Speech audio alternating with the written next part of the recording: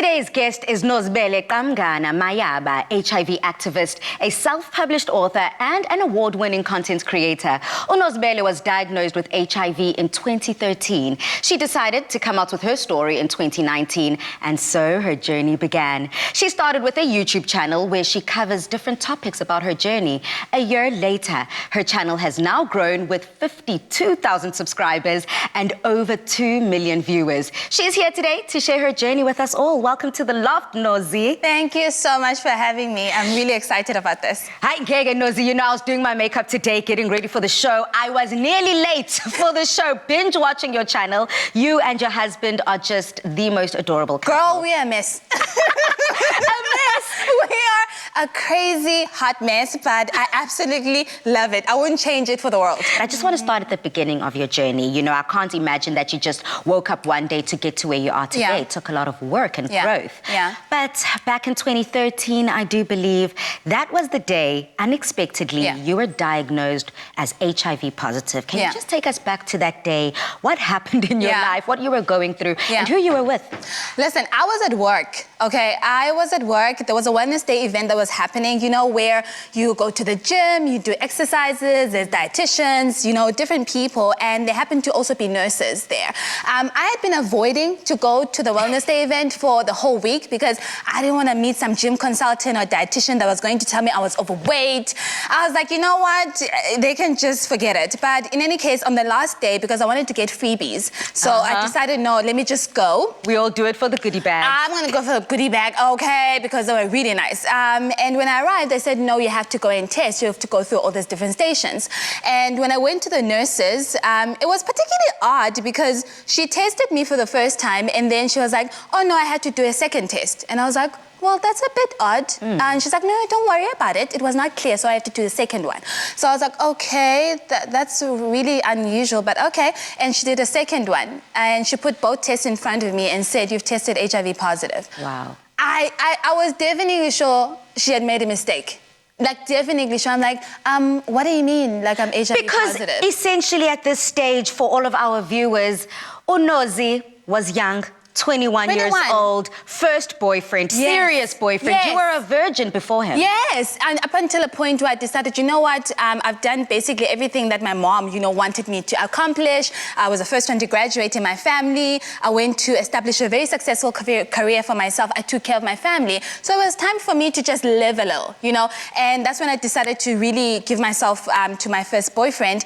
And I tested, but we never had tested together. And when I gave him my results, I guess it was the excitement. I never asked for his results. Yes. You know? No, actually, and I'm so glad that you brought this up because I believe so many South Africans can identify with your story. The fact that you're in love, it's this fairy tale, and you're like, here are my results, because you already knew quite confidently where you stood. Yes. Whereas Brothers wasn't as transparent. Listen. But with the charming and the grooming, because I would like to say, as someone who's heard your story, I believe you were groomed. He was grooming you to imagine this, for all your life, everyone keeps on telling you, you know, you're going to meet your husband, he's going to be, you know, great, you're going to have a life together, but no one told me how, in what form he's going to come into. So when I first met the first person that told me that they were going to marry me, I was like, this is it, you know. So that is why it came as a shock that she must have made a mistake. I guess this one, let's move fast forward. Yes. You test positive, you go to a proper doctor, not just a testing station,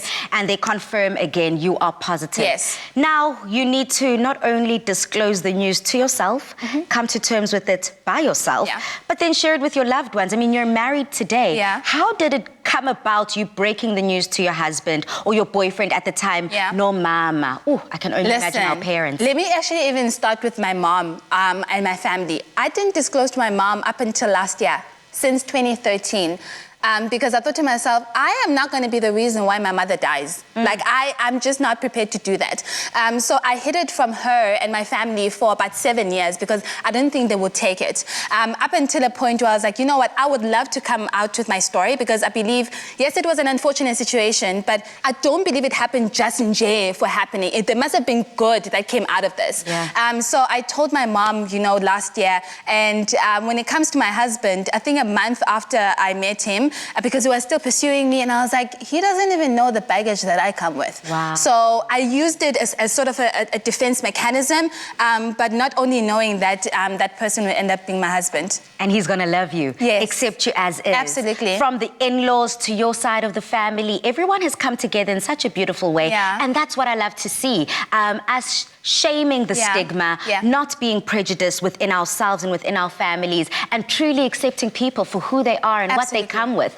So you've now gone on quite bravely so to tell your story on quite public platforms. I mean, I've spoken about your YouTube channel, and of course you've started to write a book. You are a self-published author, and so can you just explain to me why you decided to go public and now the platforms you've established for yourself as an HIV positive activist? In actual fact, the whole journey was actually not even about anyone else but by me. It was like a healing journey for myself. Even my self-published, book, I am still me. I was reassuring myself despite what happened, I'm still the same person. But when I was going through all of these emotions, my therapist, encouraged me to write, encouraged me to talk to myself and all of those things. And then I began to think, actually, this could be a manual for someone else, that could learn from me, that are going through something similar or maybe going through something similar in the future, whatever the case may be. And that's when I decided to go public. And it has gone beyond my expectations, okay? You were talking about 52,000 subscribers, and now I think it's about sitting at 59,000 with over 2 million views. I'm like, okay, I guess this is it then. People are paying attention. Yes. Because you have something to say, and you're not saying it feeling less than. You're not letting your inner demons out through this channel. It's full of positivity. It's full of love. And I can only imagine just getting my hands on that book that it will obviously emulate the very same person that's sitting in front of us today. Absolutely. So, I have to also touch base with the fact that that stigma. A lot of South Africans right now might not have accepted the same way your family, your husband, your in-laws have accepted. And even within yourself, having to move forward within a space that feels like we still look down upon people who are HIV positive. So are you able just to help me understand, firstly, how are you able to overcome such when you do go out in the public? And what advice do you have for other South Africans that might feel isolated and alone when they got their statuses and now might not want to share? I think it goes in different stages, because for me, I think my personality also helped. I've always been a very strong character that you can't tell me any different about myself. So not anyone, like no one will come to me and say, oh, you this and this and this and that, and believe it. I'm very strong in who I am. But I think a lot of the stigma comes from, it has changed over the years. When we first introduced to HIV, we didn't know anything about it. We knew it as a gay, disease, and then it progressed into something else. But now the stigma is centered around in the fact that you should have known better. And that's why people don't want to come forward. Because, oh man, there's condoms, there's this and this, how could you? And then people swallow in that, people are going to judge me that I should have done this, but I did not. So I think that's where the awareness and the empowerment needs to come through when it comes to our society. And the fact that, because we have done so much when it comes to HIV, people, we've kind of died down the talk and focused on other things. That's where we really need to, and until a point where there's zero infections, and that's when we stop talking about HIV. But until then, we keep on talking every day. Absolutely. I love that. I can speak to Unozi forever. I want to find out so much more about you, but then that's essentially why we need everyone to head over to our social media platforms and let us know your thoughts on the topic. Use that hashtag Afternoon Express in all of your comments. Now, Nozibele, all the best to you. All the best with your journey, not only with your YouTube channel, but with that book. May it truly be a bestseller. Thank you so much for having me.